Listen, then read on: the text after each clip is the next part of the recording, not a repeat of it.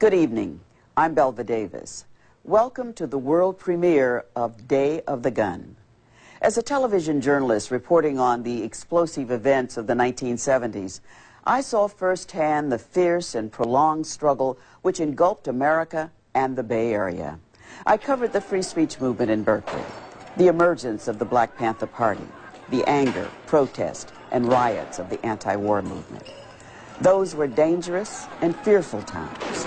One of the most brutal moments occurred at San Quentin Prison in August of 1971, when inmate, revolutionary George Jackson obtained a gun behind prison walls. The consequences were deadly. To this day, it remains a story filled with mystery and suspicion. Because tonight's special contains graphic pictures and descriptions of violent events, viewer discretion is advised. Now, KRON 4 presents Day of the Gun.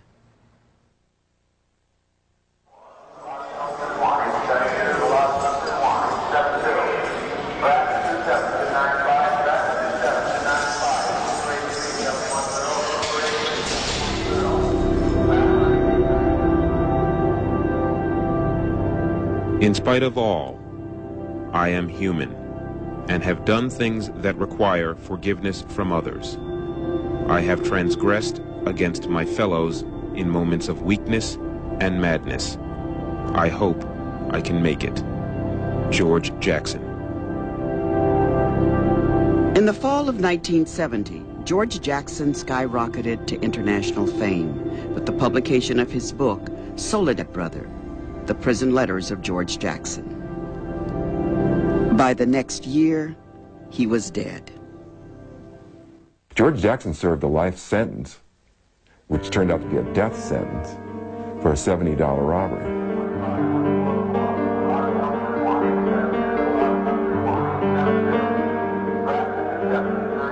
The story of George Jackson is a story of the dark side of America. In August of 1971, when Jackson was a 29-year-old inmate at California's San Quentin Prison, he became the central figure in the prison's bloodiest day.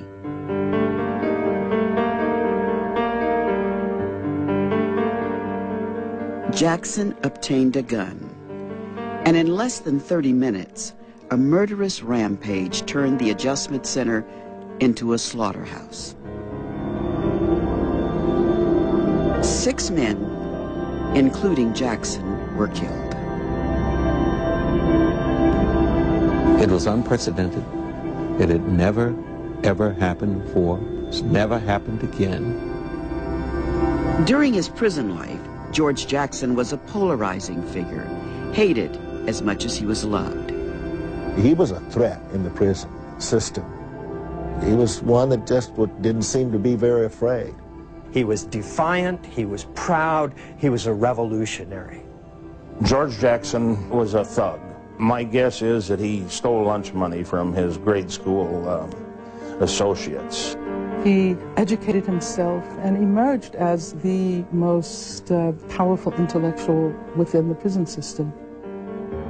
He was a punk convict until he was catapulted into the spotlight.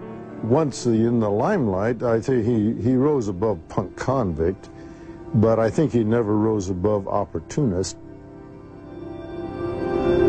In the end, when George Jackson's cause had been lost and the cult of hero worship contaminated his heart and soul, Jackson sought comfort in a few loyal friends, Marx, Lenin, and Ho Chi Minh, the Vietnamese revolutionary who predicted, "When the prison gates fly open, the dragons will emerge."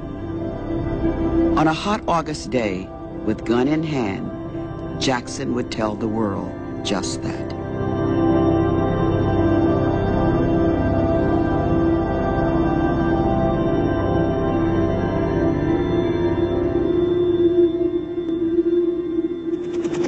I'm hopeful,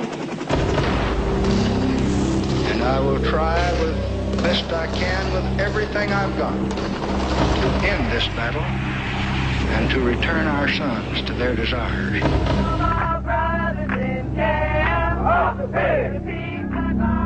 We realize that we're shedding blood now, we're being killed, The ascendancy of George Jackson came at a time when America's soul and its people were coming apart. That this is his revolution.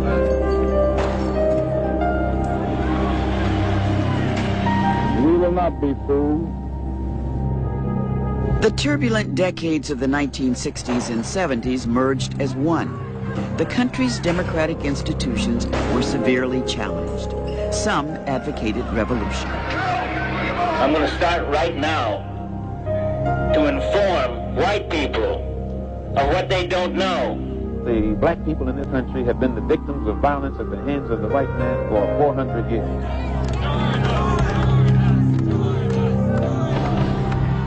I think it's un-American. We cannot survive if we go fight some yellow man in Vietnam who ain't never called us nigger. You're nothing but a bull, child-ass mother who doesn't give a when somebody is dying. People had marched, people had gone to jail, people were very frustrated and very angry. The unpopular war in Vietnam had become the longest and most divisive in American history. The bitter struggle for civil rights confirmed the failed promise of equality for all. We'd been consigned to the ghetto for years and years and years. We'd not been allowed to break out of the ghetto. Riots turned American cities into burning embers. The political assassinations of Malcolm X, Martin Luther King Jr., and Robert Kennedy deepened the country's paranoia. We were being put in a position of having to feel that our lives were under the gun. Huey P. Newton and the Black Panther Party wanted justice beyond the streets of Oakland. There were, I suppose, those who felt that all one needed to do was to take up the gun, and that would be the path toward freedom. The prisons of California had become a target for revolutionary change as well. The New Left viewed the growing convict population as symptomatic of the country's deeper social ills. We've got the militant blacks, the militant Nazis, the militant Chicanos. They're all here under one roof, and we are sitting on this lid like a tea kettle waiting for the steam to either come up or the lid to blow off. Inmates were championed as political prisoners, vanguards of the coming revolution, victims of their fascist capitalist oppressors. As long as there is any political prisoner in this country, as long as anyone is being discriminated against, none of us are free. When George Jackson emerged as the new god and leader of the left, those on the right saw him as the most powerful threat in the prison system. I think racism is a control device, control mechanism, create an atmosphere whereby they can control the inmates, And black is just a continuation of the same thing we've been going through on the street. George Jackson was born in Chicago in 1941, one of 5 children in a poor working-class family. His mother, Georgia, was afraid of what the streets could do to him. She wouldn't let him go out and play. She kept him up on the roof. You know, she wouldn't let him go out because she didn't want him to get in trouble. I used to tell them that they were black, and in order to achieve, they'd have to be twice as good as white.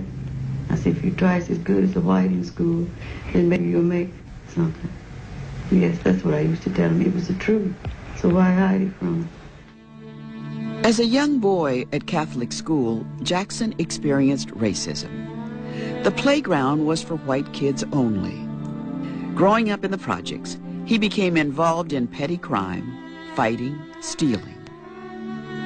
At age 15, his parents moved to LA and they settled in the Watts district, where he began to be involved in a little bit more serious crimes, stealing a motorbike, breaking and entering.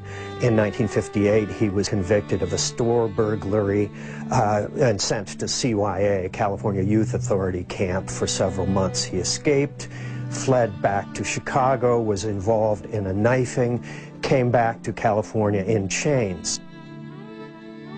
After spending time locked up in the California Youth Authority, Jackson graduated to state prison when he pled guilty to the robbery of a Bakersfield gas station. It was 1961. Jackson was 19 years old, and he received the indeterminate sentence of 1 year to life. Well, I was incarcerated under a 1 to life, a term they called for 1 to life, where I could have done 1 year and been released. I've done 10. That's more time than anybody in the state has ever done on a 1 to life. According to fellow inmate James Carr, when the two became leaders of a gang known as the Wolf Pack, much of their time was spent in the usual convict hustles: gambling, booze, sex, blackmail. He knew how to play the game. He was a tough guy. He studied martial arts. He was, he was strong, very muscular, very smart, very cunning guy. Good behavior dictated Jackson's chance for parole. It became non-existent. Prison records indicate that he received over 40 disciplinary actions. Jackson spent 7 years in solitary. He was a big guy. He was a tough guy. He was a predator when he was in the general population. He was a predator of other inmates. He just abused people. He became a professional prisoner, a real dyed-in-the-wool convict. And then he started reading revolutionary theory. Then he started reading Marx and Lenin and Mao. And he wrote, "I read Marx and Lenin and Mao, and they redeemed me." All of a sudden, he had a context for his anger. He realized, why he was there, why people of his race, of his working class background, why they were in prison in disproportionate numbers. And that was the appeal of George Jackson. He represented in the highest way the injustice of the system and the cruelty and the institutionalized racism of the system.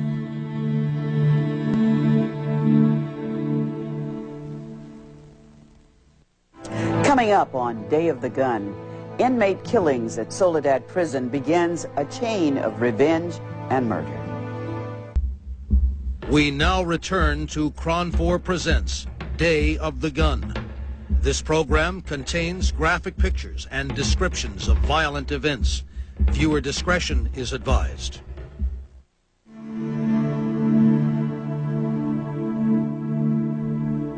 We die too easily. We forgive and forget too easily. Gentle and refined people, aren't we? We'll make good communists if someone deals with the fascists for us.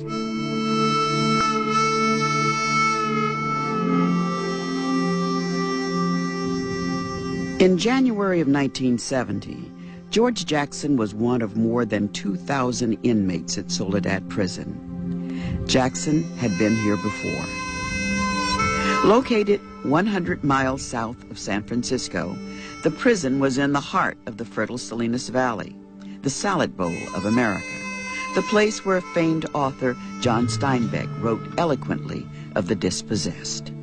When Soledad opened in 1951, it was the model for the California prison system, a showplace for reform. By the next decade, that hope had vanished. Well, it was gladiator school.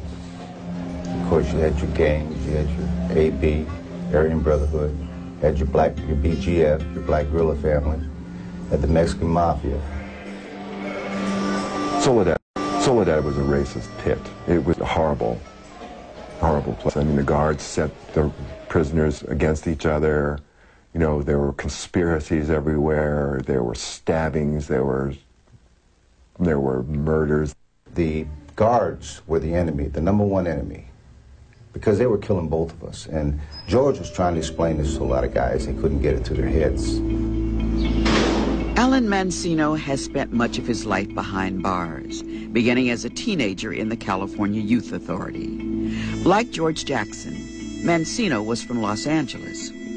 Though the barrier of race allowed him to know Jackson only by reputation, the circumstance of their prison lives would crisscross in moments brutal and vicious, from Soledad to to the tragedy at San Quentin. The administration had him down as a troublemaker, as an instigator and agitator. He wasn't. He wasn't into the racial stuff, I'll say that about it. I went through all the processes. I tried to get out. I went to school, program, but now on the side, I was studying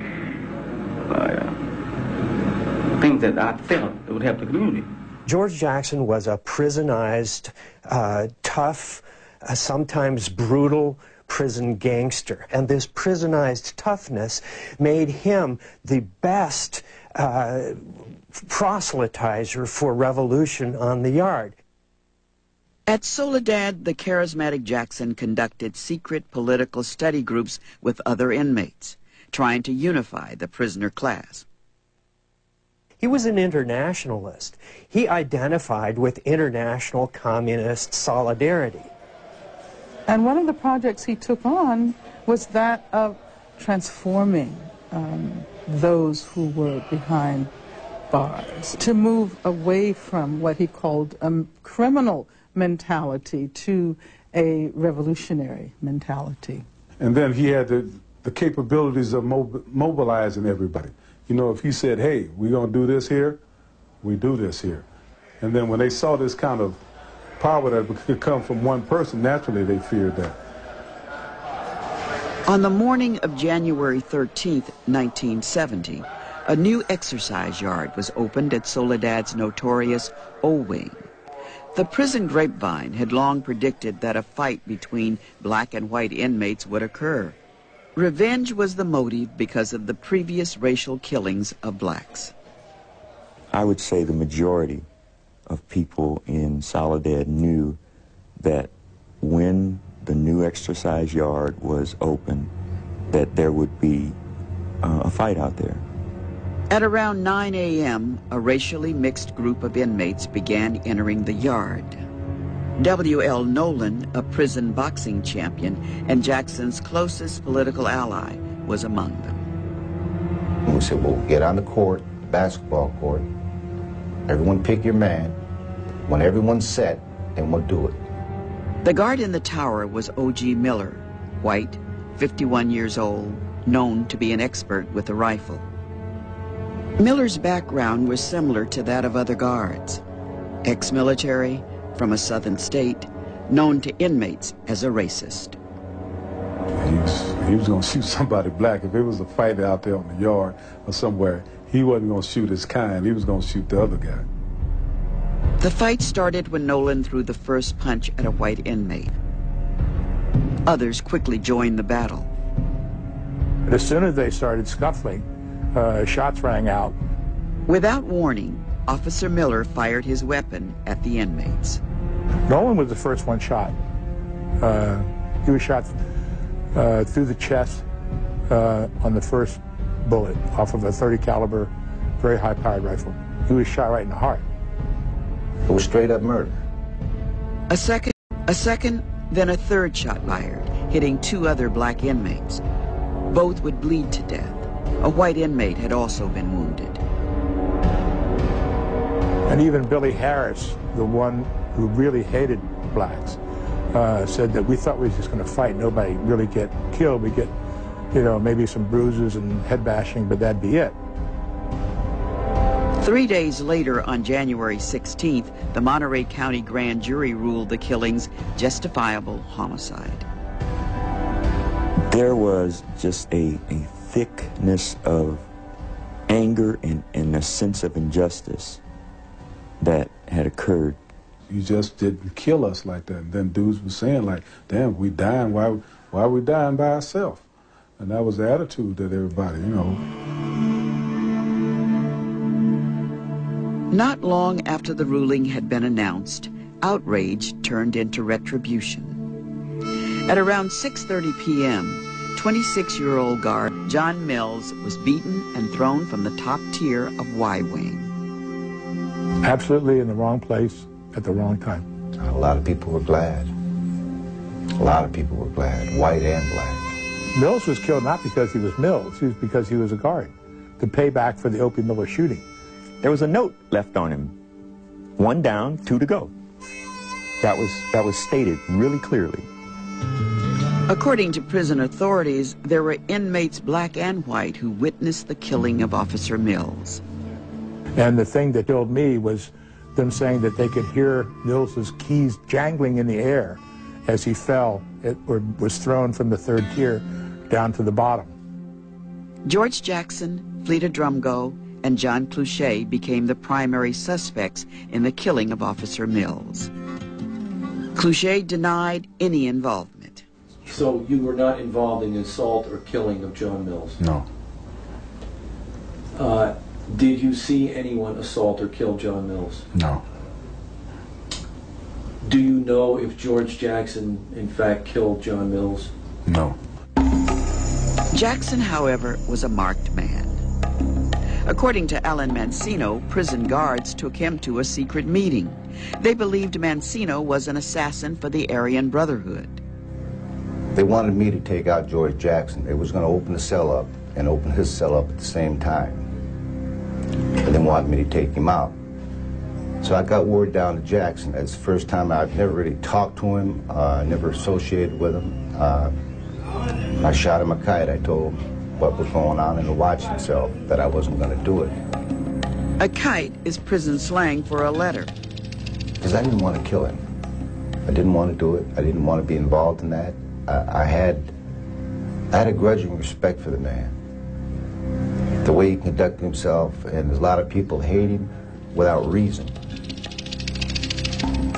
In February, George Jackson, John Clouchet, and Fleeta Drumgo were indicted for murder.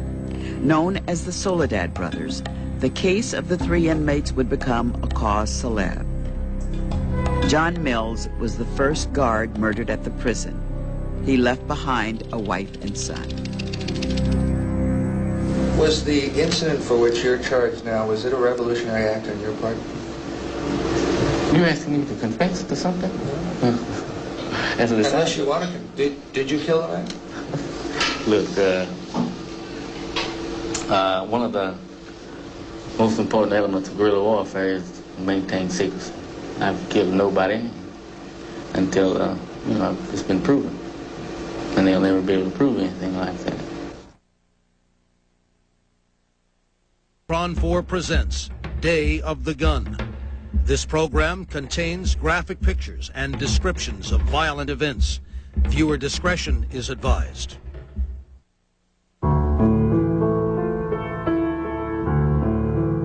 Dearest Angela, I hope that by some means you have discovered that I love you deeply and would touch you tenderly, warmly, fiercely, if I could, if my enemies were not at present stronger.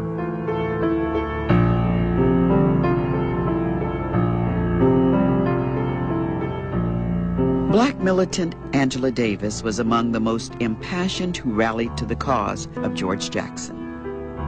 George himself had become that symbol whom we absolutely had to save. The first time I met him was on the occasion of one of the court appearances in Salinas, California.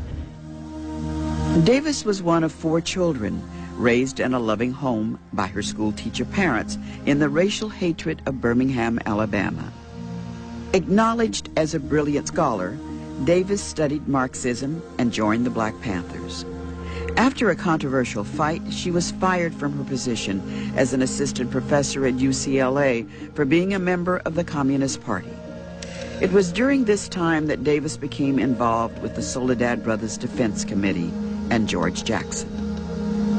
At that time, I thought of him as emblematic of the oppression sustained by black people.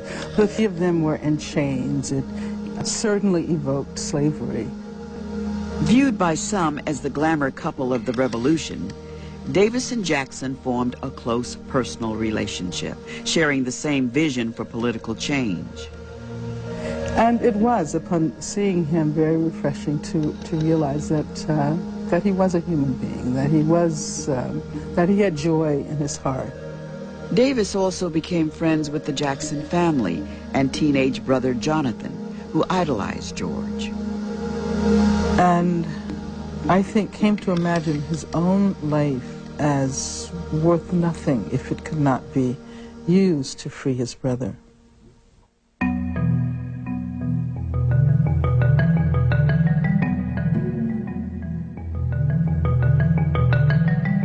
I have a young, courageous brother whom I love more than I love myself, but I have given him up to the revolution. I accept the possibility of his eventual death, as I accept the responsibility of my own. In the summer of 1970, Jonathan Jackson celebrated his 17th birthday. Friends at Jackson's Pasadena High School described him as warm, full of humor, never in trouble with the law. He also had an IQ of 117. He just wanted to make sure that George was not kept in jail. He wanted to make sure that George was freed. He felt like that George had been done an injustice. Jonathan would write, "I have one question to ask all of you. What would you do if it was your brother?" Jonathan, being a young guy, and decided that, you know, he was going to get his brother out of prison by any means he could, and if it meant going there and taking hostages and exchanging hostages for his brother's freedom, he was willing to do that. And that was the plan. On the morning of August 7th, 1970, at approximately 10:45 a.m., Jonathan Jackson walked into the Marin County courtroom of Judge Harold Haley. Within moments, Jonathan pulled out a pistol, carbine, and a 12-gauge shotgun. He announced that he was taking over, adding, "This is it. Everybody freeze."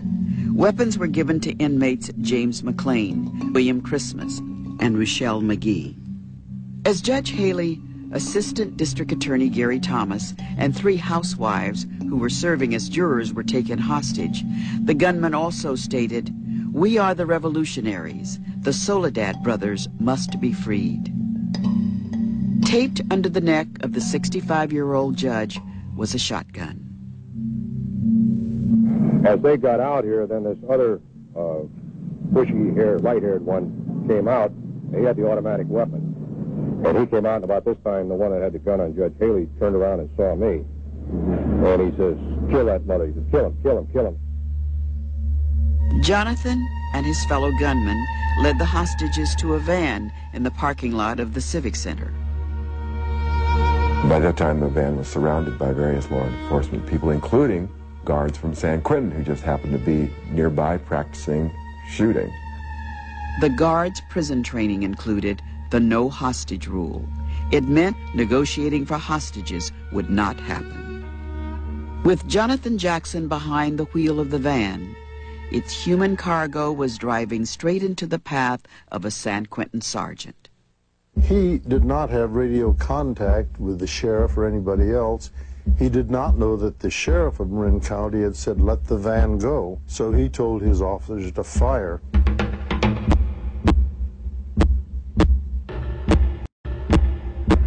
So they're the two who really fired the first shot and hit Jonathan first. And a lot of the shooting inside the van was done by the assistant district attorney at the time, Gary Thomas.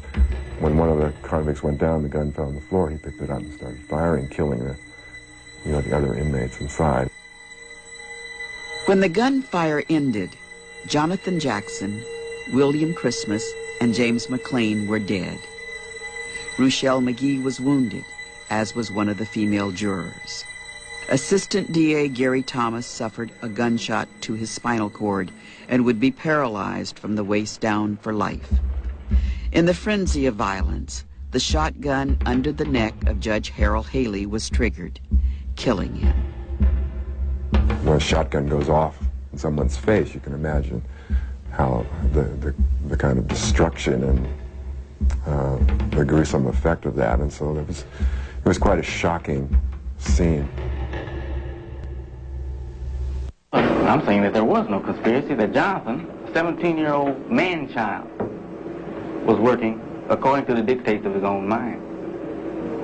George Jackson would later declare, that he was proud of his brother Jonathan's military action, adding, "He was the true revolutionary, the black communist guerrilla in the highest state of development." I'd be the last one to say that Jonathan had suicide in mind. I'm certain that Jonathan felt that the police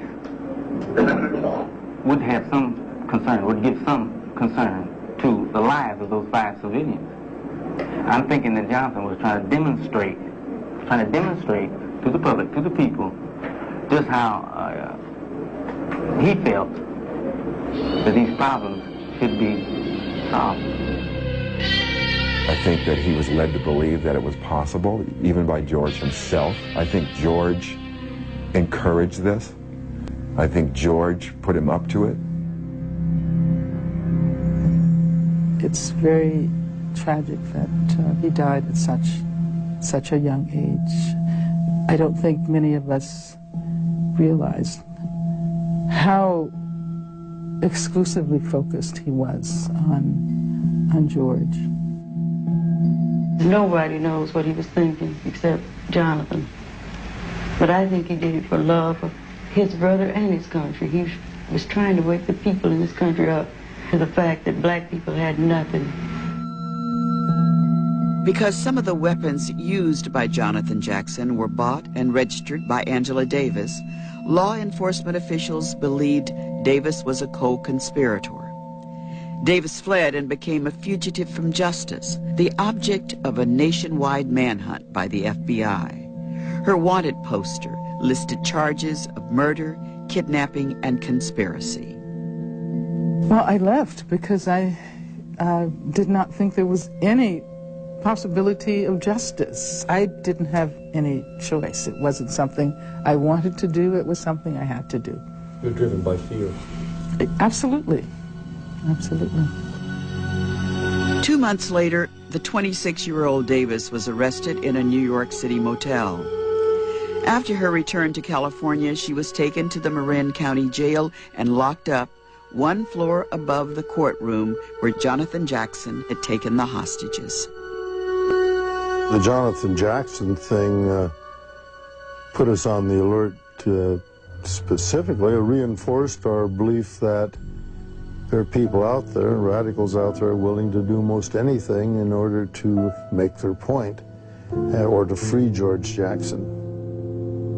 The real fatal irony of the Marin County courthouse shootout is that after Jonathan's death, George Jackson's death becomes inevitable. George Jackson had to transform himself finally into the dragon, the shaman, the priest, the convict of revenge. Coming up on Day of the Gun, George Jackson wants... We now return to KRON 4 Presents Day of the Gun. Viewer discretion is advised.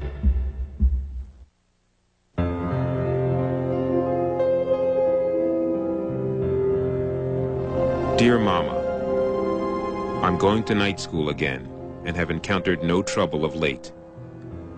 They say today is Mother's Day. I can't make much sense of it, though. I love mine every day.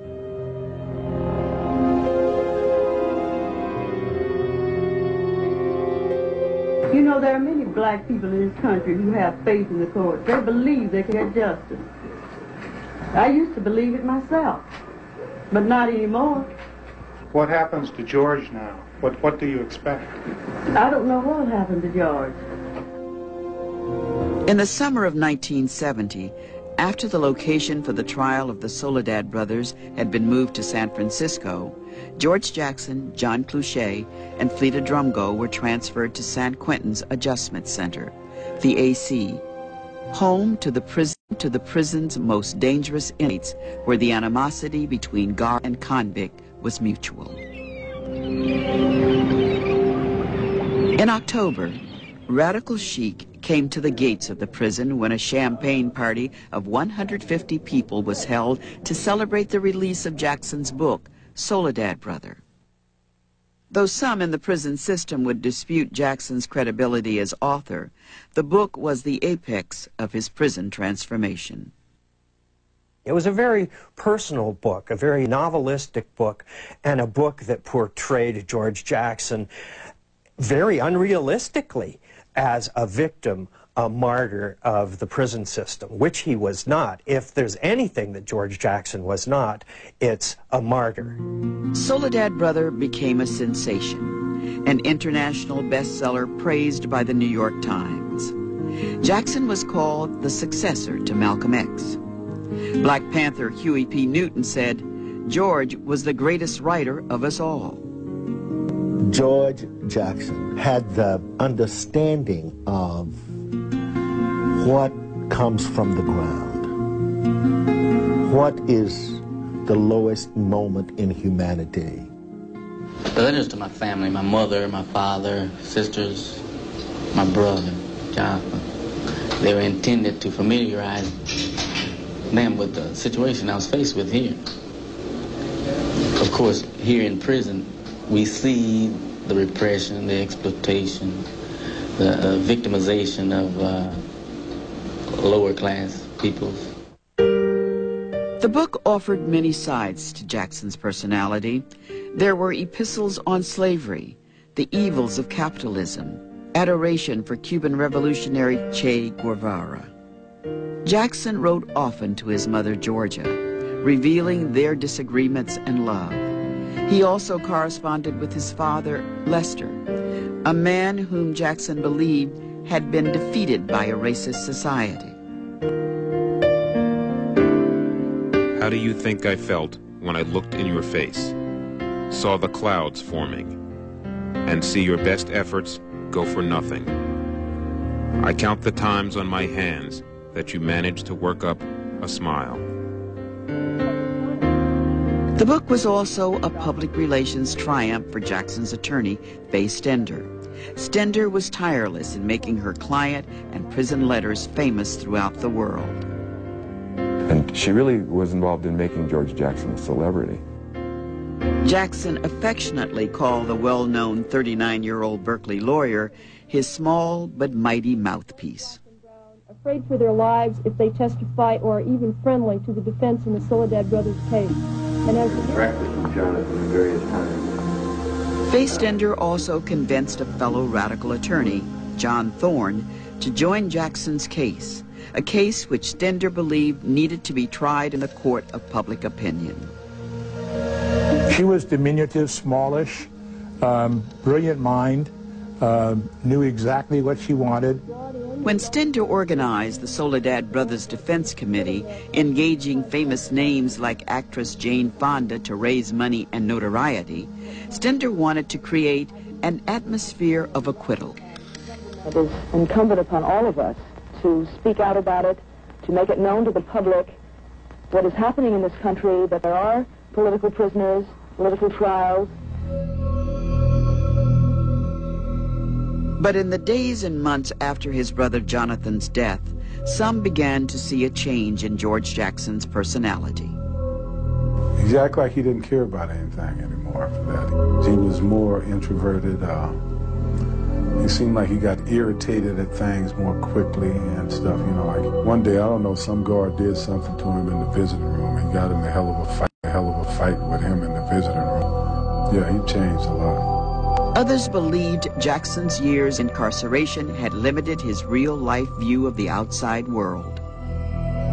And his idea was that there was an actual shooting revolution going on outside in the streets of the Bay Area. So what we're looking at here is a very, very isolated, restricted worldview, maybe even delusional, one might say. Jackson's relationship with Faye Stender also came to an end. They clashed over the distribution of proceeds from his book. George Jackson said, "No, I want to build a revolutionary movement. I'm getting out of here. And I want my money to go towards my friend James Carr, who was a prisoner who had been released, who was organizing and building a little army on the outside." And that's how they parted ways. Gregory Armstrong, a Harvard graduate and self-described leftist intellectual, was the New York editor of Soledad Brother. Armstrong was among those who deified Jackson. Greg was definitely a true believer in George. And I remember him seriously asking me one time if I was really part of the group, whether I could help him get a helicopter to free Jackson from prison and we escaped to Mexico. During some of his visits with Jackson at San Quentin, Armstrong taped their conversations. The most shocking revelation was that Jackson confessed to the murder of Soledad guard John Mills. Though Armstrong fully embraced the perceived injustice of Jackson's incarceration, Armstrong would deny his friend's appeal for guns. And at some point, George appeals to Greg Armstrong to start bringing in weapons. And George asked a lot of people to bring him guns and various other things. Eventually, Greg Armstrong was able to say no. He had to say no. He knew that if he did this, there was no going back. In one of Jackson's last interviews, he told a reporter from the New York Times that he would never be released from prison, never be paroled. Jackson added, "The whole truth is, I would hope to escape." George Jackson was committed to breaking out of prison, yes. I mean, that's what a lot of people don't realize. He did not believe the system could be reformed by some sort of a showpiece trial of which he would be the star, kind of in a circus. And there was no way that he was going to portray himself as a victim or an apologist for anything that he believed in or anything that he did.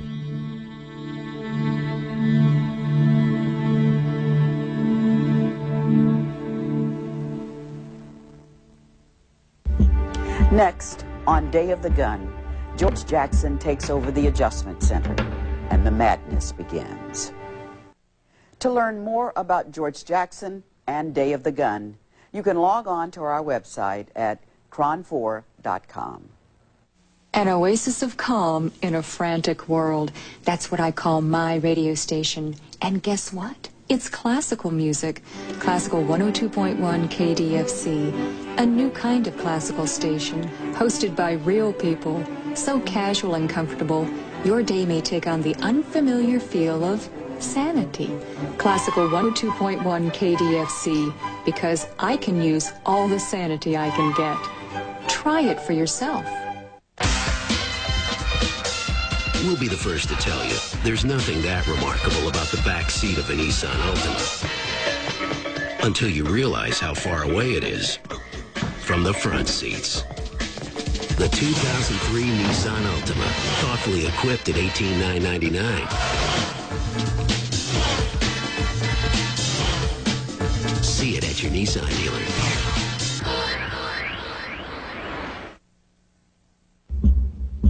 We now return to KRON 4 Presents Day of the Gun. This program contains graphic pictures and descriptions of violent events. Viewer discretion is advised.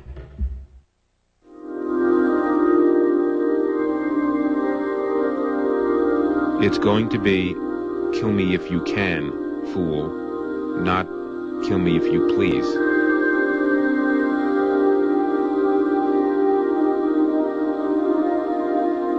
Yeah, I think George Jackson was ready to die. As a matter of fact, what occurs to me is in some ways, the way he spoke, he was already dead. He was past death. August 21st, 1971. It was a Saturday, warm and sunny, a beautiful day in the Bay Area. According to John Clouchet, the Soledad brothers were looking forward to their trial just 48 hours away. But in the heat of San Quentin's afternoon, the normal routine in the prison's adjustment center would dissolve into madness. What did he say? I'm a blade in the throat of fascism. You know, violent imagery. And that's really what happened on August 21st, 1971. There were blades in the throat of fascism that day. James Park was the acting warden at San Quentin. Park and his wife were shopping that morning in San Rafael. Attorney Stephen Bingham was driving from Berkeley to visit his client, George Jackson. Alan Mancino, now an inmate in the Adjustment Center, was in his cell reading a Western novel.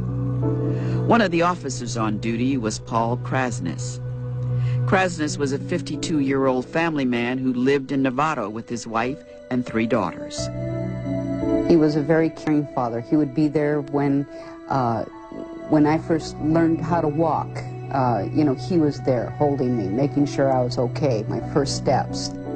Cheryl was the adopted daughter of Paul Krasniss and remembers her father as a man who went to church every Sunday, loved music, and played the piano. He liked to barbecue, he liked to garden, he was a country person at heart. After 20 years in the prison system, Krasniss was close to ending his career and looked forward to retirement in Mexico with his wife Frances. Daughter Elizabeth would not go on camera. The days before the uprising, there was a lot of tension. Prisoners were getting out of hand. There were talks of riots.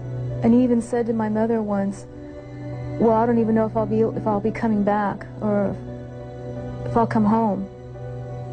And this was in the week before, August 21st. About a day, maybe 2 days before it happened, you seem to grow an antenna. You know, you can sense something's happening when you're in prison. And you can sense the tension, you can sense incitement, because it's quiet. But you sense something's going on. Yeah, I figured something was happening. I didn't know what it was, but I knew something was about to go down. No single name would become more important in the tragic events of that summer day than attorney Stephen Bingham. The 29-year-old Bingham was a graduate of Yale University, the law school at UC Berkeley, and once worked in the civil rights movement. On the morning of August 21st, Bingham had not planned on going to San Quentin. A last-minute phone call, however, changed his schedule. A Black Panther wanted Bingham to assist a legal investigator, Vanita Anderson, in her visit with Jackson. Bingham was reluctant, but agreed. She didn't know me from Adam. I mean, neither of us had met each other before. After arriving at San Quentin at around 10 a.m., Bingham and Anderson had their personal belongings inspected by prison guards. But their visit with Jackson was denied by a lieutenant in charge. Bingham protested. At around 1 p.m., Warden Park returned from San Rafael. Park approved the visit. Established policy could not prevent it. Anderson, however, was not allowed in to see Jackson. And then Officer Scarborough asked me, aren't you going to take the tape recorder in? And I said something like, well, I don't have one. And that was when Vanita Anderson said that, well, you can take mine. And that was apparently what was inside the briefcase. According to Bingham, once inside the visiting room, Jackson examined the draft of his second book. At Jackson's request, Bingham left the room to have Anderson review some papers. Sometime after 2 o'clock, the meeting came to an end. Bingham and Anderson signed out of the prison at 2:30 p.m. and departed for Berkeley. Do you ever use the tape recorder? No. Do you ever pull it out of the attaché case? No. Do you ever transfer a gun to George Jackson? No. George Jackson was taken from the visiting area by Officer Frank DeLeon. DeLeon was 44 years old, stocky, and the married father of 5 children. When he arrived at the door of the Adjustment Center with Jackson, Sergeant Kenneth McRae allowed both men inside. McRae was 39 years old, married, and had 3 children. Bard Urbano Rubiaco was nearby. Rubiaco was 25 years old and had previously worked at Soledad's Olway. According to Rubiaco, as he came face to face with Jackson, he noticed a shiny object in the inmate's hair. And he says, you know, what's that in your hair, Jackson? And Jackson says, nothing. And the guard reaches up and he touches it, and there's resistance. It feels like metal or something. McCrae looked up, saw something similar, and ordered Jackson to produce it. A bullet clip falls to the floor, clatters to the floor. And they look at it and they're, what is that? I mean, how could this possibly be? And in the next instant, George Jackson reaches into his hair, pulls out the gun. He has another bullet clip in his hand. He slams the clip into the butt of the 9mm. He points it at the guards and he says, the dragon has come. And that begins what would become a bloodbath.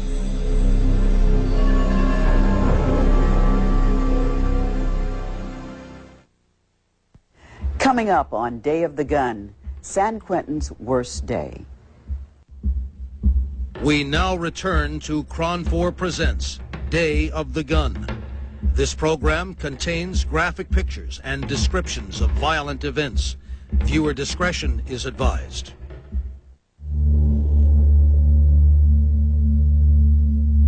The bow is taut. It's a beautiful day to die.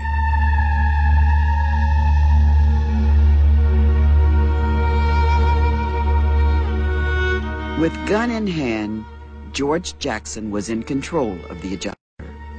He ordered guard Urbano Rubiaco to open the cell doors in the AC. A guy stepped in front of my cell, a black guy, had said, we're taking over, you coming out or staying in? I told him, bust it open, I'm coming out. Some 24 inmates were released. They come running out, and then after that, it's just murder and mayhem. What's going on is everyone here is trying to survive. That's what's going on. George had said at some point, even before this, the point now is to construct a situation where someone else joins in the dying. In other words, if you're going to get me, I'm going to take some of you with me. Do you see George with a gun? At some point, yeah. After I was out of my cell for a while, yes.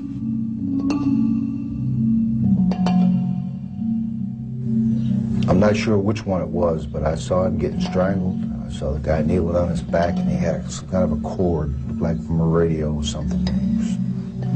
And he was gagging, kicking his feet.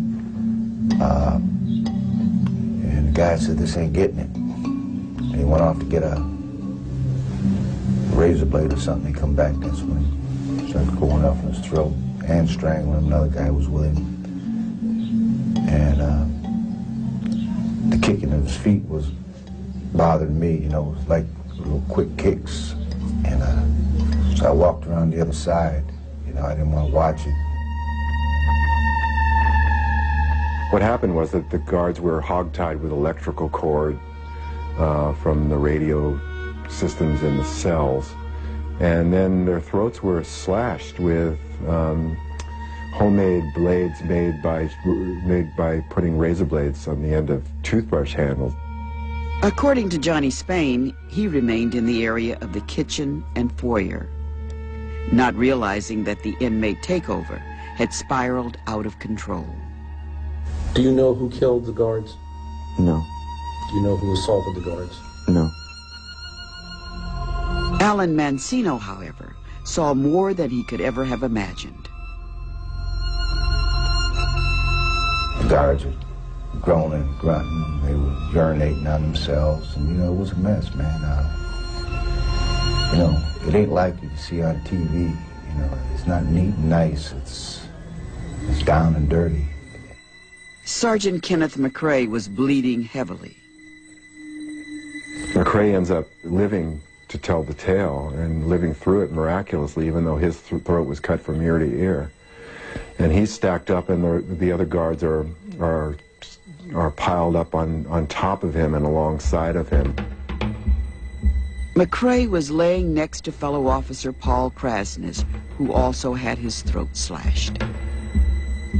McCrae can hear gurgling noises and hearing him speak as if he was underwater. And he makes one last prayer. May the Lord have mercy on my soul. And dies.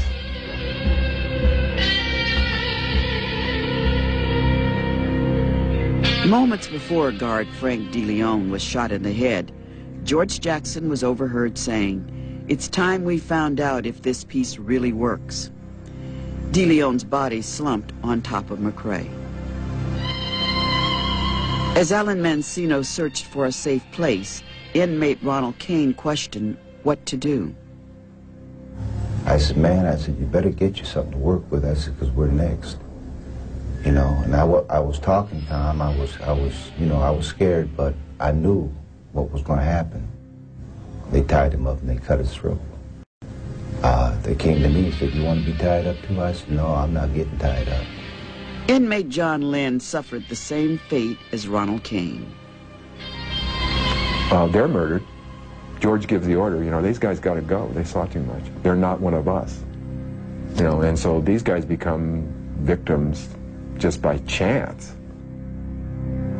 You hear a lot of moaning, a lot of crying, a lot of begging, a lot of shut up, and, you know, like thuds. And it was pretty bad, man. I was just waiting on it to come to me.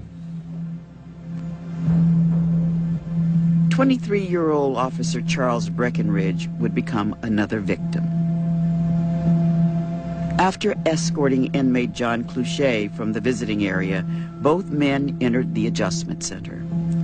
Breckenridge was seized by inmates. Cluchet was uncertain as to what was happening. He moved to a cell on the other side of the AC, and sometime later saw George Jackson. He was like he was in a daze. I had never seen him like that. He was just kind of just walking back and forth. He wasn't saying anything. He wasn't talking to anybody. He was just walking back and forth like, you know, I mean, just had kind of like just a blank look in his eyes. Supervising Sergeant Jerry Graham began searching for his officers. They were gone too long. Graham, the married father of 4 children, had the door to the AC opened. After he walked in, Graham was taken hostage. The officer who unlocked the AC door looked through the window and saw George Jackson staring at him. You know, at that point, Jackson fires the gun, and that alerts everybody. Moments later, Sergeant Graham was shot dead. When Lieutenant Richard Nelson took a break from painting his house on prison grounds, he heard the sound of gunshots. Nelson walked outside and saw Associate Warden James Park running.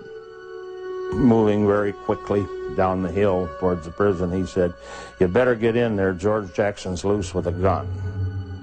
So at that point, I made the decision in my mind to go directly to the armory, grab a machine gun, and go in and find George Jackson, shoot him, and kill him.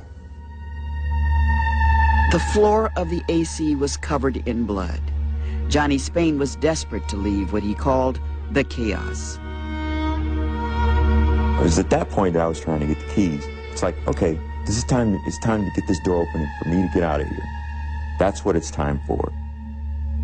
George Jackson joined Spain near the entrance of the AC. I think the thing I remember most is George, you know, I wanted to know if he was all right. You know, are you all right, you know? And he said, "Yeah, comrade, I'm fine, I got it. Both have a small bottle of what they believed were explosives. He's got the gun in his hand, and, you know, he announces to his comrades, "It's me they want. It's me they want." So he bursts out the door with the gun in his hand and starts running across the yard towards one of the walls. As Jackson and Spain ran out of the adjustment center, shots were fired in their direction. Jackson was struck in the ankle. and he stumbled and tried to continue, did continue, and then I didn't actually see him get hit with the second shot at the moment of impact. I did see him as he stumbled forward after being shot the second time, and when he stumbled forward, he was dead.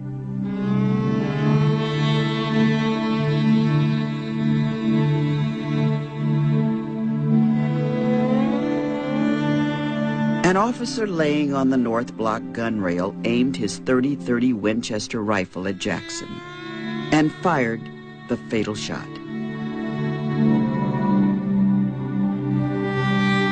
And the nature of that second bullet was devastating because it entered his back, lower back. As he bent over, leaning forward, that bullet coming at an angle hit the bone and shot straight up and exited his skull, killing him immediately. Not far from Jackson's body, Johnny Spain was apprehended in bushes next to the chapel. The smuggled bottle each man carried contained nothing more than water and hydrochloric acid. But the dragon had come. Yeah, there was a lot of frustration, pent-up hate, you know, and finally they bust some doors open. You know, it's going to come out. Who did you see doing the beating and the killing?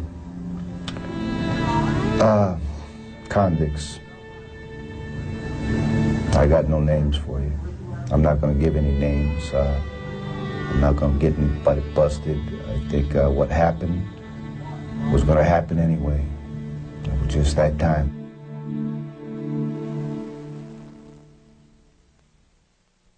Next, on Day of the Gun, brutality in the Bloody Adjustment Center will not end.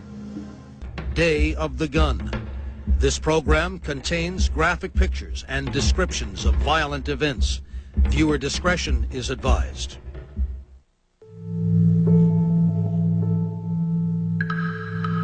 If I leave here alive, I'll leave nothing behind. They'll never count me among the broken men.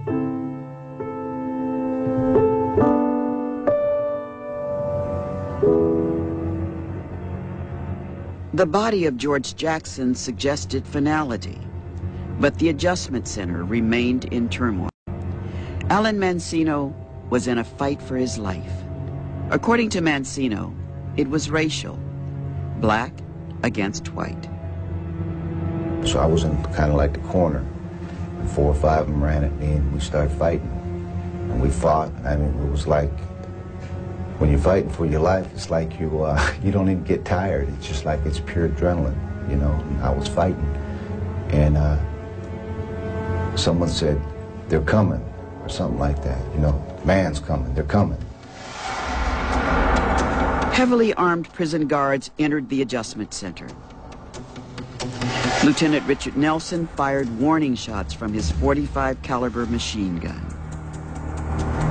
There's some interchange between the inmates and us. From the inmates' side, that they have hostages and they're going to kill them. And from our side was, well, you release your hostages, we're coming after you, we're going to kill all of you. They had a .45 caliber machine gun, and they were just shooting up everything. You know, we were all hitting the floor and stuff. They told me, come forward, your hands in the air, and I did that. They snatched me, they ripped all the clothes off me, they were beating me right there. They had like a little gauntlet. They had shotguns and rifles and side, or I never really know. I don't know. You know what I mean? I just, like I say, because that day when I looked at him and looked at his face, he just looked like somebody I didn't know anymore. And he just looked like, you know, what the hell or something. I don't know. There's a general lockup throughout the institution. Prisoners have been fed in their cells. Tomorrow there will be no visitors at San Quentin. The institution is described as quiet but tense. The 6 people killed in this riot make it the worst incident of this kind in the modern history of San Quentin Prison. Most agree the incident was over in less than 30 minutes.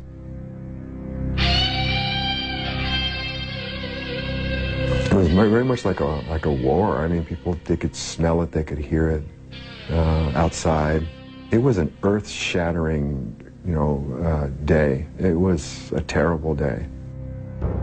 6 officers had been taken hostage. 3 were murdered.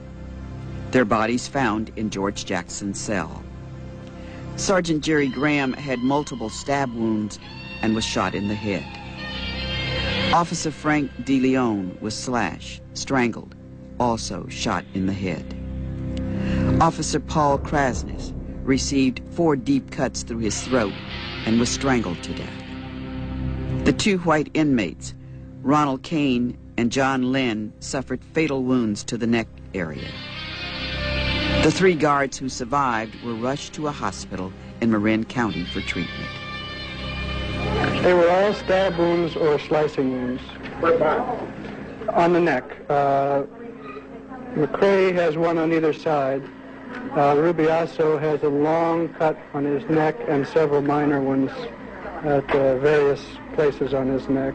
And Breckenridge is the one who's in surgery now, is in critical condition. He's the critical one. As for Associate Warden James Park, though he tried to remain composed, there were moments when he could not hide his emotions. I think our recent assaults on officers stem largely from this irresponsible kind of blathering about the revolution and kill the pig and this kind of crap. I was angry. I wouldn't have maybe used such intemperate terms, but they were bull dilettantes. Just like the tiger cages in South Vietnam. Not realizing that there's a world out there in which people live or die and are killed for ideas. It was Park who delivered the terrible news to the families of officers Paul Krasnick and Frank DeLeon. Vivian DeLeon, now the widowed mother of 5 children, was the first to be informed. I went there with a uniformed officer, and as soon as she saw us, she knew what it was, and she started screaming, and she just really went into a hysterical situation and was really unmanageable. We got her to sit down and tried to find somebody, some woman to come be with her, and find one of the neighbor women came in to help calm her down. Park then went to the home of Francis Krasnick. Well, I think she handled it very quietly. She had her girls kneel, and she gave them soda crackers as though they were communion wafers. And I think she drew on her Catholic resources, and I think that sustained her very much. They don't tell me anything. They didn't even tell me he was dead. I found that out on the radio. The Reverend Cecil Williams of San Francisco's Glide Memorial Church was a friend of George Jackson's family. Williams accompanied Jackson's mother, Georgia, to an Oakland funeral home where they viewed her son's body. I raised my children to love people. I raised them to mingle in American society, but American society didn't want them. She hurt deeply, very deeply. It was like, she lost George even before he was killed. They couldn't let him live. It wouldn't be any way possible for them to let him live. He's a black man. And she cried, and she talked to George's dead body, and she said, I'm going to do everything I can to make sure that you did not die in vain, that you did mean something to me, your mother, and to the community. After that, after August 21st, the prison movement lost its glamour. It lost its focal motor, as George would put it. It lost its focus. It's a superstar. But it also lost its idealism and its romance, because there was nothing idealistic or romantic about this. This was just plain murder and brutality. and it was misguided. I mean, the motivation may have been good. I want to get out. I want to lead the revolution. I want to free my people. This is for the greater good. But it turned out to be just a bloodbath in which a lot of people were hurt.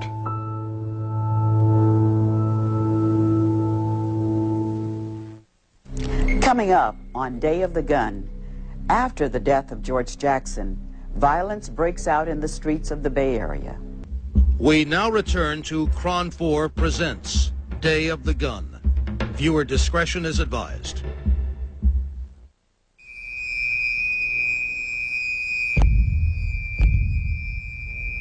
I'm a very simple person at heart. Perfect love, perfect hate, that's the insides of me.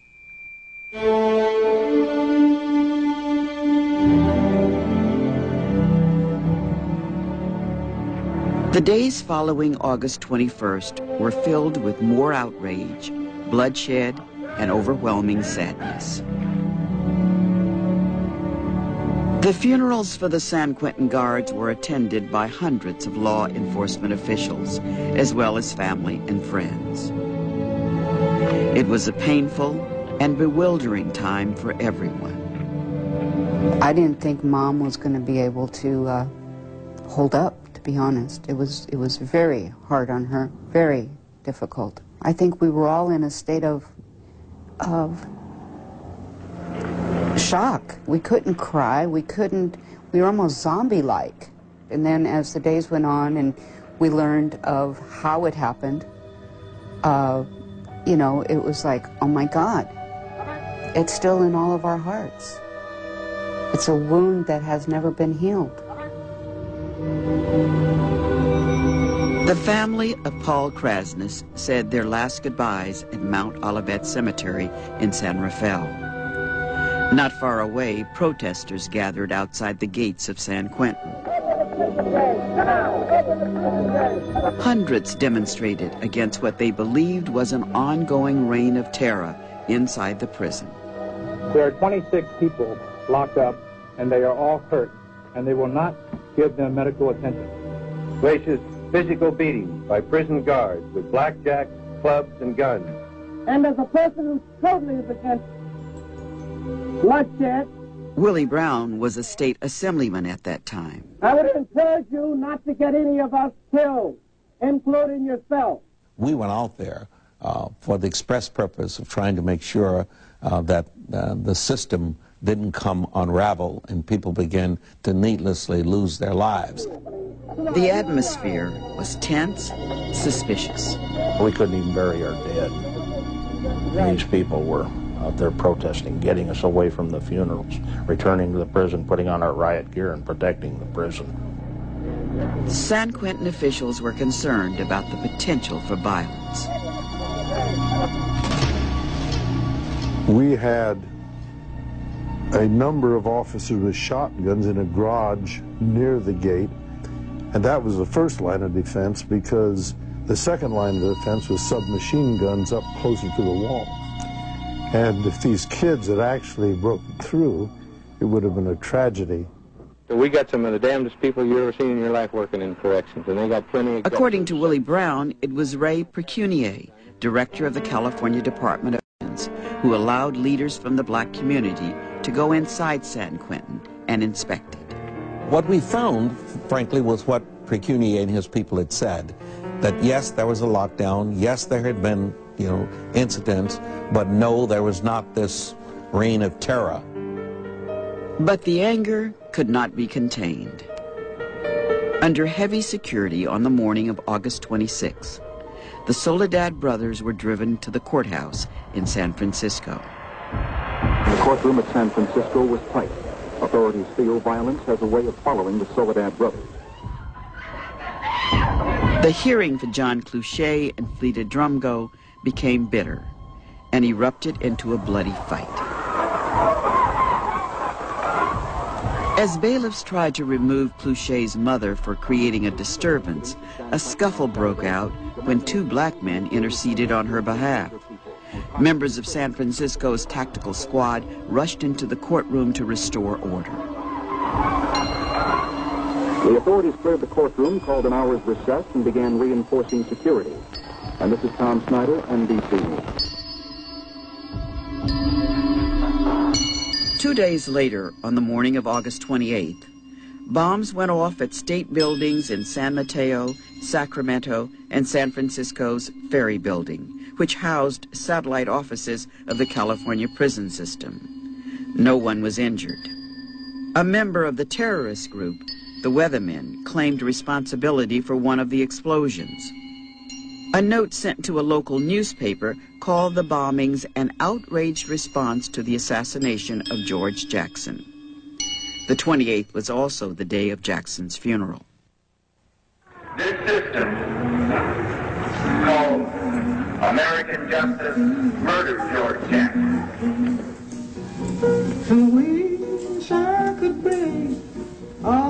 The service for George Jackson was a full-blown revolutionary memorial conducted by the Black Panthers. Jackson was a field marshal in the party. The funeral was conducted at the St. Augustine Episcopal Church in Oakland, the same church which held services for his brother Jonathan. Approximately 2,000 people came to pay their respects to the Soledad brother.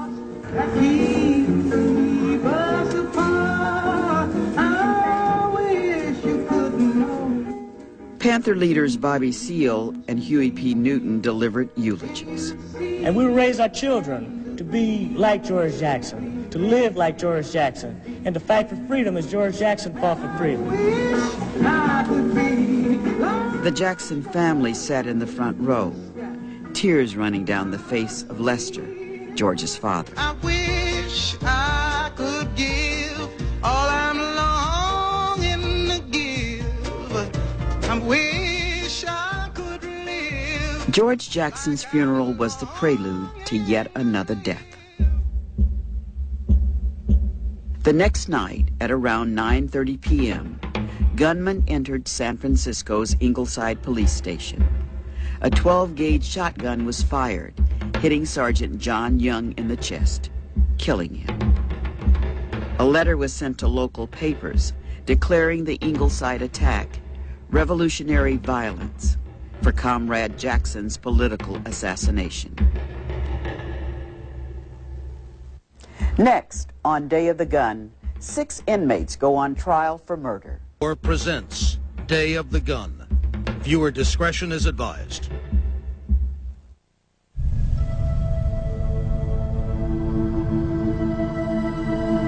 I know they will not be satisfied until they've pushed me out of this existence altogether.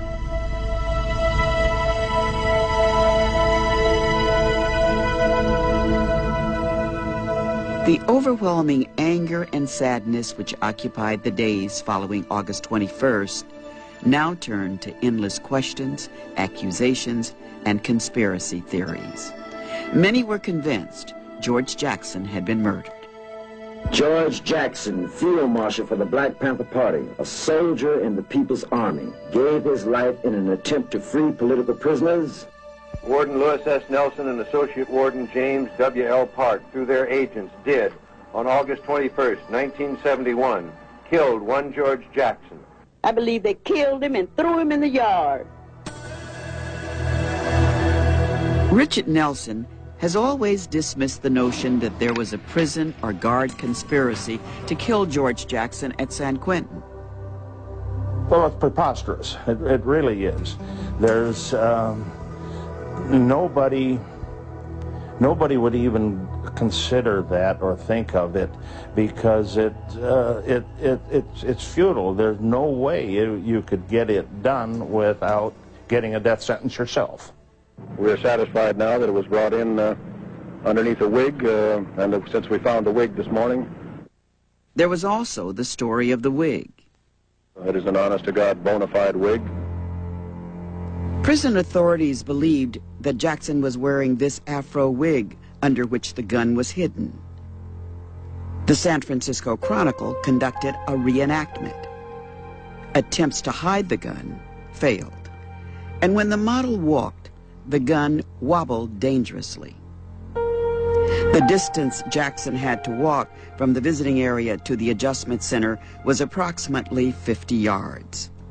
You know, they make us go through our hair all up on and lift your scrotum all up, and it just sounded strange to me that, you understand what I'm saying? How in the hell would he have a gun getting back to AC, and especially with the way they treated us?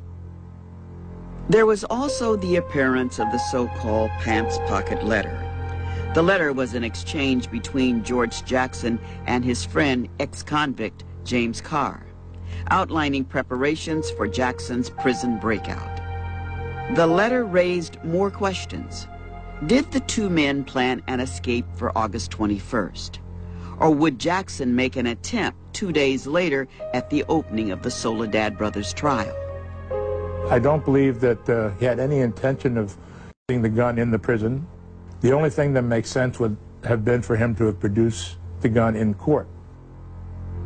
And when Jackson left the visiting room, was he properly searched by guards before returning to the adjustment center? So I don't know whether we'll ever know what really happened on that day. It was a moment of horror. As for the gun, state investigators discovered that the 9mm Astra automatic used by Jackson was purchased at an El Cerrito gun shop 2 years earlier by a member of the Black Panthers. How Jackson obtained the gun was a mystery. Was it smuggled into the prison by a friend, a guard, or his attorney, Stephen Bingham? That there is no way Jackson could have obtained the death gun except during his visit with attorney Stephen Bingham just before the killings started. Prison officials and Marin County authorities believed the gun used by George Jackson was passed to him by Stephen Bingham. According to Bingham, after leaving San Quentin, he spent the rest of the day with family and in meetings. When he learned the news from friends later that evening, Bingham was shocked. It was clearly horrible, the whole thing. I mean, it was just that many people had been killed. Bingham was also terrified, filled with fear. That's my state of mind, and the next step to feeling framed is I could be killed. Stephen Bingham fled the country, became a fugitive from justice, and went into hiding in Europe. Bingham and 6 inmates from San Quentin's adjustment center would be charged with murder and conspiracy. Because of our unsuccessful efforts, the state's unsuccessful efforts to locate Mr. Bingham within California, he will be now sought by the Federal Bureau of Investigation. In March of 1972, Soledad brothers John Clouchet and Fleta Drumgo were acquitted by an all-white jury for the death of guard John Mills. In a Santa Clara County courtroom in June of the same year, Angela Davis was found not guilty of the charges of murder, kidnapping, and conspiracy. Davis denied the prosecution's allegations that she engaged in plotting and arming the kidnap attempt and subsequent shooting led by Jonathan Jackson. Davis called her acquittal the happiest day of her life. 3 years later, in July of 1975, at the Marin County Hall of Justice, opening arguments were presented in the trial for the 6 inmates charged with murder and assault in the George Jackson incident. The accused were Johnny Spain, Hugo Pinnell, Fleta Drumgo, Willie Tate, David Johnson, Luis Talamentes. They became known as the San Quentin Six. Security for their trial was extremely tight. The courtroom had a bulletproof partition, and some of the defendants were in chains, shackled to their chairs. There was also a visit by the jury to the scene of the crime. The courtroom came to the prison today. Judge, jurors, defendants, attorneys, everyone. Alan Mancino was among those called to testify. The prosecutor questioned Mancino about the statement he signed days after the deadly riot. He says, "Is this statement true?" I said, "Not." I said, "That was a prepared statement. I got tired of being beat." I said, "You got the wrong guys." And I didn't just do it to screw the state. Some of them guys were innocent. I mean, straight up innocent. They didn't do nothing. And they were scared as anybody else in there.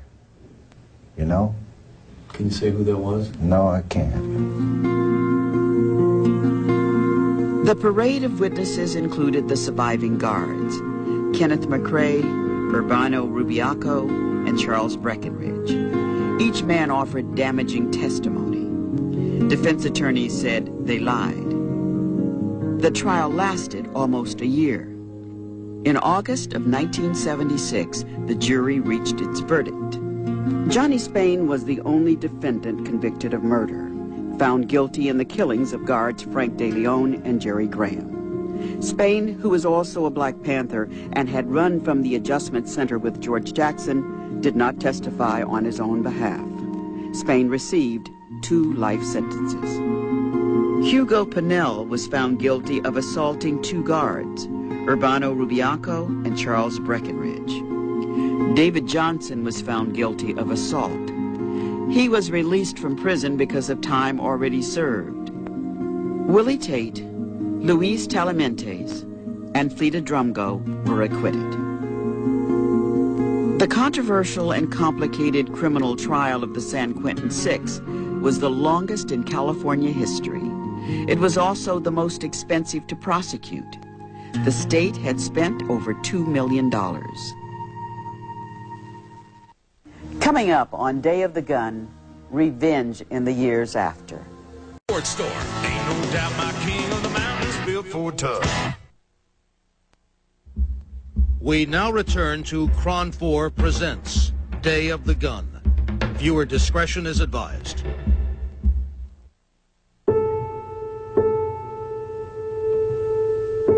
I have never really lived.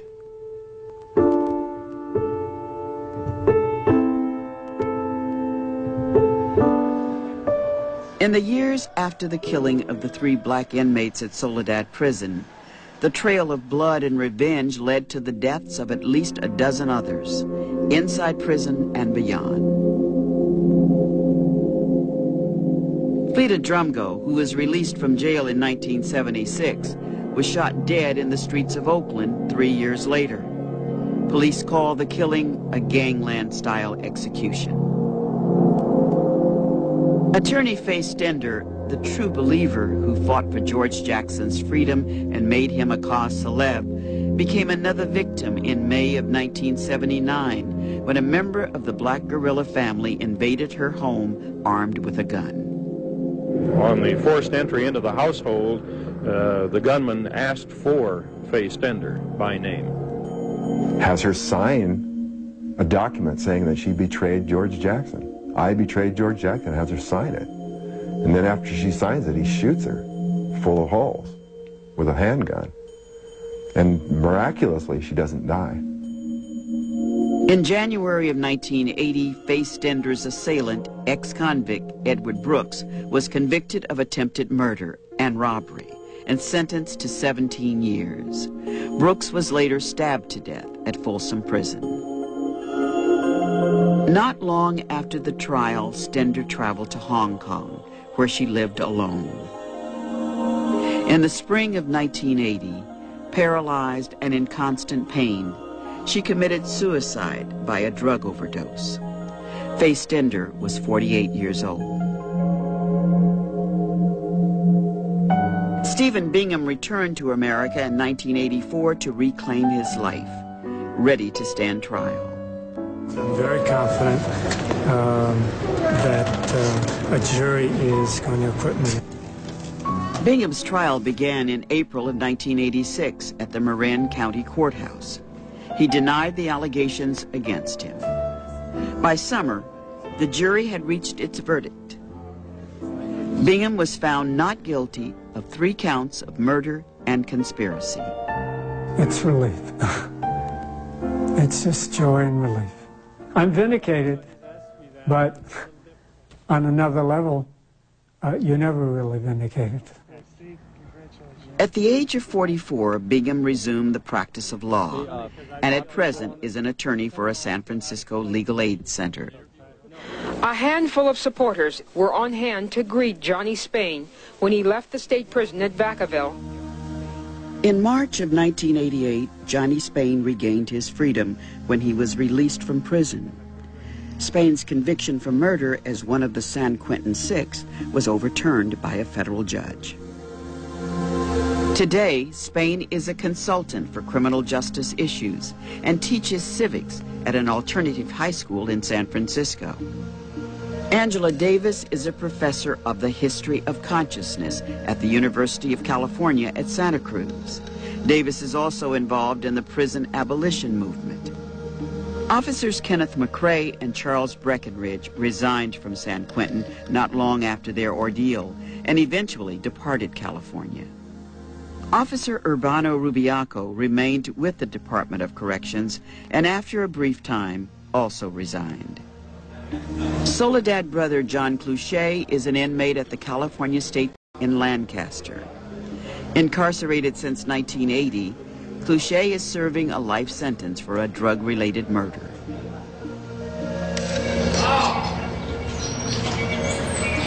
"56-year-old Alan Mancino is serving time for armed robbery at the Louisiana State Penitentiary in Angola. Mancino's projected release date of 2007 is a reminder that his years behind bars have been filled with so many forgotten days and nights.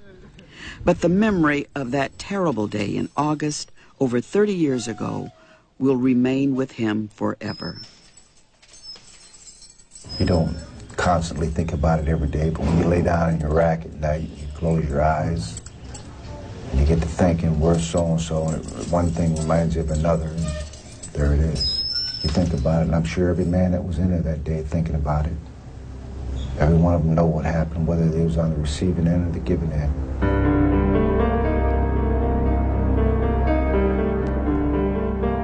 To what extent did George Jackson contribute to his own demise? Had a $70 robbery wasted his life? Had years of abuse between captor and captive raged like a sickness, leading to a final exchange of hatred? Placed in the context of 4 centuries of racial injustice, was August 21st, 1971 a revolt, murder, or one more horrifying symbol of America's historic inability to address the burden